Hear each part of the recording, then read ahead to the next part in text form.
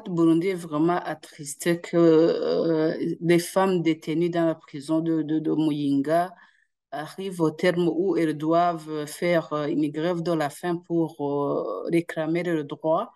Les femmes sont supposées avoir une protection spéciale, les femmes détenues, comme c'est prévu par les lois internationales et nationales. Pour rappel, je voudrais par exemple que l'ensemble des règles minimales des Nations Unies, appelées règles Nelson Mandela, ou le protocole à la Charte africaine des droits de l'homme relatif aux droits des détenus, montre que les femmes doivent bénéficier d'une protection particulière et ce qu'elles sont en train de subir, comme en leur privant des droits à la santé, des droits d'avoir des suppléments en alimentation, ça constitue des mauvais traitements qui devraient être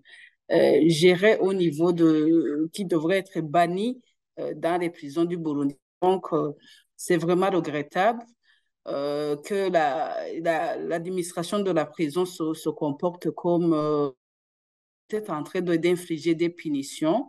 à ces femmes qui devraient être protégées. Donc, nous interpellons l'administration pénitentiaire, le ministère de la Justice, la ministre de la Justice qui est une femme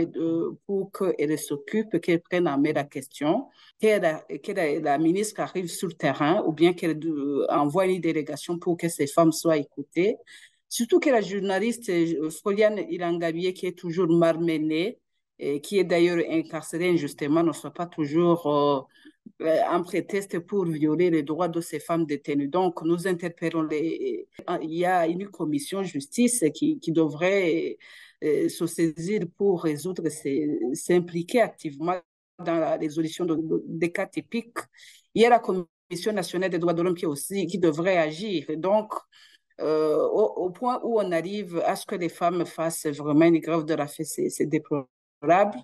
Donc, nous demander que toutes les parties prenantes pour le secteur de la justice s'impliquent activement dans les meilleurs délais pour rendre équitable et donc pour résoudre les soucis que rencontrent ces femmes détenues dans la prison de Muyinga.